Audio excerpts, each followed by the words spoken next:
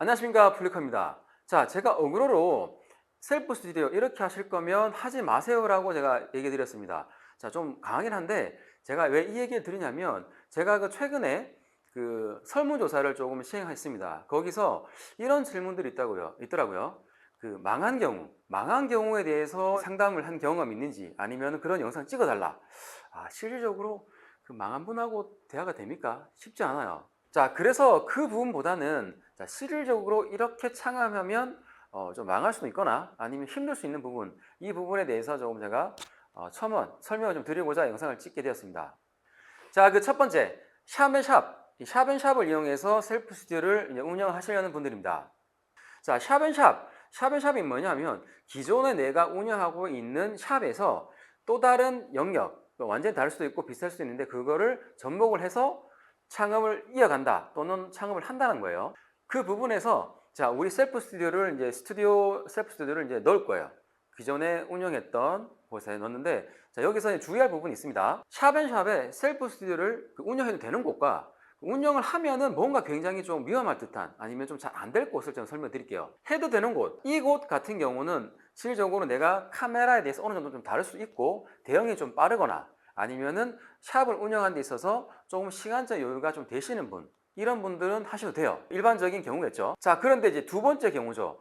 두 번째 경우는 기존의 고객도 상당히 많아요. 유입 소비자도 많은 상태에서 조금 더 그 소비자 유입을 조금 늘리기 위해서 요즘에 트렌디한 그 셀프 스튜디오 좀 도입을 하려고 합니다. 이런 경우가 문제가 될 요소가 좀 생겨요. 어떤 부분? 당연해요. 굉장히 바빠요. 바쁜 와중에 어떤 아이템들은 물론 이제 적응을 하는 기간이 끝나고 나면 괜찮겠지만 아르바이트생에 대한 교육, 그리고 손님들이 원래 무인이라든지 반셀프라든지 이런 부분에서는 내가 그 사람들이 모든 거를 어쨌든 해내는 어떤 과정이 필요해요. 하지만 내가 있잖아요. 지금 샵앤샵에서는 그러면은 내가 하고 있는 일에서 소비자들이 계속 물어봅니다. 불편할 정도로. 어떻게 돼요? 이 출력은 어떻게 돼요? 물론 자기도 할 수 있는데도 불구하고 굉장히 이 과정이 많을 겁니다. 그러면 어느 순간 와, 이거 괜히 했네. 본연 업무도 많은데 이것 때문에 내게 안 돼라고 생각하는 과정이 분명히 생길 수밖에 없어요. 자, 그리고 두 번째, 100% 무인이 된다라는 얘기입니다. 자, 이 100% 무인, 물론 이제 100% 무인이 안 된다는 건 아니에요. 실질적으로 사람이 상주하고 있는 걸 보고 무인이라고 하면 무인일까? 그죠? 현장에 내가 없으니까, 그죠? 네. 하지만 실질적으로 이 촬영 존 자체를 운영함에 있어서 계속 관리는 주기적으로 필요합니다. 그거는 어떤 거든 똑같으니까 라고 생각하시면 할 말은 없어요. 하지만 스튜디오에서 이제 카메라의 어떤 화각이라든지 뭐 릴리즈라든지 이런 그리고 이제 광량의 제어라든지 이런 부분들이 뭐 시시때때로 이제 문의가 뭐 유선이든 이렇게 문의 올 수 있어요. 그럼 포토도 좀 막혔다든지 할 수도 있기 때문에, 그리고 어느 정도 핸드폰을 열어둔 상태에서 활용을 하셔야 됩니다. 즉 포토박스의 어떤 형태보다 조금 더 손이 좀 많이 갈 수 있다라는 부분에서 나는 디지털 노마드처럼 다른 일을 해도 괜찮겠지라고 하는 거는 잠시 접어두셔야 하는 사업이다 라고 생각하시면 될 것 같아요. 자, 그러면은 이제 제가 창업을 준비한 사람도 이렇게 생각하지 않을까요? 그러면은 나 사진 쪽을 하고 싶은데 포토박스는 100% 무이 된대. 그럼 나 그걸로 가야 되나?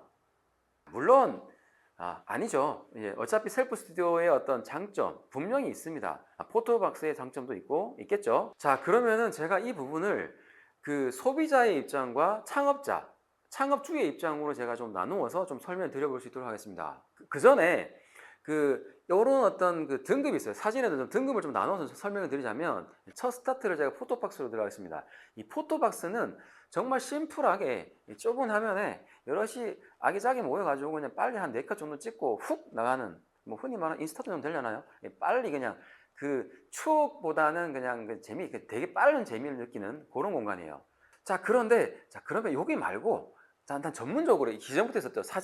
사진관에서 전문 포토그래퍼에서 촬영을 좀 하려고 합니다. 자, 그러면은 처음에 가면 되게 어색하기도 하고 좀 비용적인 부분도 더 많이 들 수 있을 것 같기도 하고, 그리고 또 예약도 좀 잡아서 그리고 좀 해야 될 것 같기도 하고, 그 비용 대비 뭔가 좀 내가 준비도 안 됐을까요? 되게 좀 부담이 좀 많이 올 수도 있는 조건이 있을 수도 있겠죠. 자, 그래서 딱 그 중간적인 과정에서 좀 할 수 있는 곳이 없을까라고 했을 때 딱 때마침 나오는 게 셀프 스튜디오, 이런 내 혼자만의 아니면은 여럿이 같이 독립적으로 찍을 수 있는, 왜냐하면 그래퍼가 없죠. 그런 곳에서 촬영할 수 있는 곳이 셀프 스튜디오다 라고 생각하시면 편하실 것 같아요. 또 이 감성적인 부분에서도 너무 가볍지 않고 또 그렇다고 해서 너무 헤비하지도 않아요. 그죠? 그렇게 이제 와서 여럿이 이제 찍을 수 있는, 그리고 이제 뭐 모노크롬 흑백 사진도 연출해 볼 수도 있고, 그리고 컬러 촬영도 연출해 볼 수도 있고, 자 이렇게 이런 느낌을 좀 자유롭게 표현할 수 있는 그런 현장이 되지 않겠나라고 생각을 합니다. 자, 막말로 가족이 이제 막 촬영하고 싶어요. 뭐 셀프 촬영하든 뭐 하고 싶은데 뭐 급하게 좀 한번 찍고 싶으신 거야. 자, 그러면은 이제 포토박스에서 막 어르신들하고 아니면은 뭐 다 같이 찍기는 조금 민망하잖아요. 그죠? 예, 그죠? 예. 그럴 때 셀프 스튜디오에 부모님에게 요게 조금 이야기해놨다. 같이 가서 한번 재밌게 놀면 된다고 하더라. 우리 한번 가볼까? 이렇게 해서 편하게 하면 좋을 것 같습니다. 자, 이게 지금 얘기했던 게 소비자 입장이 되는 거라고 볼 수 있어요. 자, 그러면은 두 번째 창업자 입장에서 제가 조금 설명을 드려보겠습니다. 창업자는 초기 자본금에 대해서 제일 많이들 궁금해하시죠? 자, 그러면은 포토박스 같은 경우 이게 인테리어 요소 부분은 제가 얘기하지 않겠습니다. 인테리어는 어떻게 하느냐, 어떤 장비를 쓰느냐, 바닥을 뭐 쓰느냐, 뭐 천장을 어떻게 마감하느냐, 뭐 벽을 어떻게 하느냐에 따라서 너무 다양해요. 자, 그래서 기본적으로 이제 장비적인 부분에서 좀 더 설명을 드리자고 하면, 포토박스 같은 경우는 기본적으로 인터넷에서 좀 검색해 보시면 아시겠지만 보통 뭐 1,000만 원에서 2,000만 원 뭐 이상 정도의 어떤 한 대당 그렇게 금액을 제시할 거예요. 자, 하지만 이 셀프 스튜디오 같은 경우는 다 DIY 제작이 되는 거고, 그리고 정통 방식을 조금 셀피하게 이제 만들어 놓은 거기 때문에 초기 그 장비에 대한 자본금이 좀 적게 들어갑니다. 실질적으로 많게는 막 4분의 1에서 뭐 2분의 1 반 정도 가격이면 장비를 구축할 수가 있어요. 굉장히 장비적인 매력이 있습니다.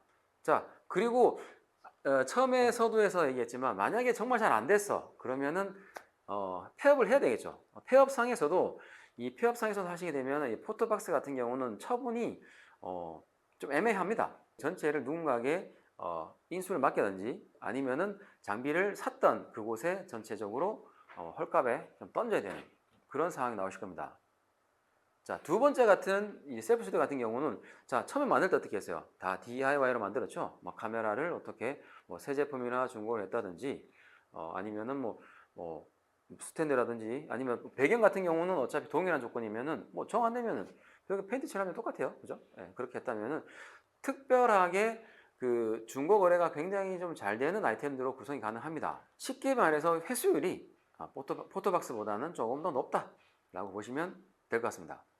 그래서 결론적으로 회수율이 높아서 리스크도 적다는 얘기가 되겠죠. 물론 이렇게 폐업을 한다는 자체는 안 되겠죠. 뭐 끝까지 으쌰으쌰 해가지고 잘 가셔야 됩니다. 자, 그리고 이제 마지막으로 좀 무엇보다도 물론 이제 사업을 하시게 되면, 그리고 이제 카메라는 아이템을 가지게 되잖아요. 그죠? 이 설명서, 매뉴얼, 그리고 조명에 하면 조명 매뉴얼, 그죠? 이렇게 사용상에서 있을 법한 어떤 기본적인 용어라든지 이런 것들은 한 번 정도 읽어보세요. 그렇게 하셔야지만 운영을 하시는데 도움이 됩니다.